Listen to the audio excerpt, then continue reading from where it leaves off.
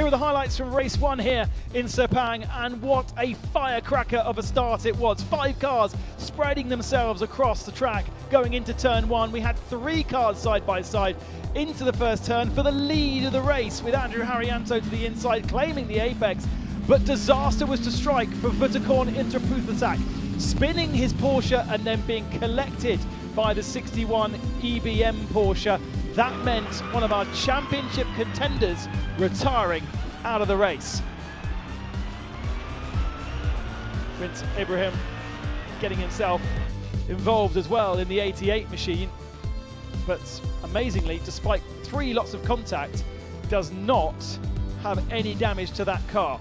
We went back to green flag racing, having sorted out the damage down at turn 2, but quickly we went back to red flag conditions once more because of this crazy accident for the 72 Hub Auto Porsche.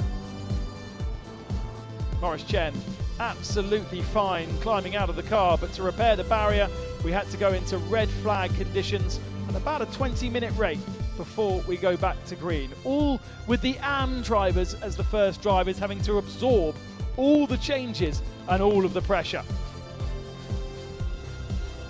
Once we went back to green flag, Wan Bo in the 87 Porsche, third at this point, was looking very, very strong, trying to attack Andrew Liu ahead of him.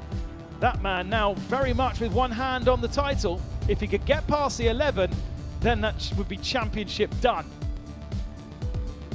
Akish Nandi joining us in the championship and moving up into third position ahead of the 87. And then we had a full course yellow because the number 3 found itself in the gravel trap and kept the AM Championship alive.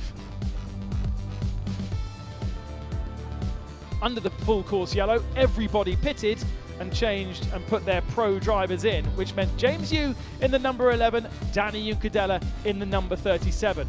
They came out of the pits nose to tail, but by the midpoint of the stint, James Yu had extended the advantage to 4.5 seconds. Meanwhile, Patrick Pile aboard the number 4 machine got his elbows out trying to get himself up through the field. James Yu held on by 1.5 seconds over Danny Unkadela to take the second victory of the year for Absolute Racing and keep their Porsche team alive for the championship. But there would be a 19-point gap with Danny Unkadela and Andrew Liu heading into Sunday with 19-point advantage over the 88 and the 911 machines.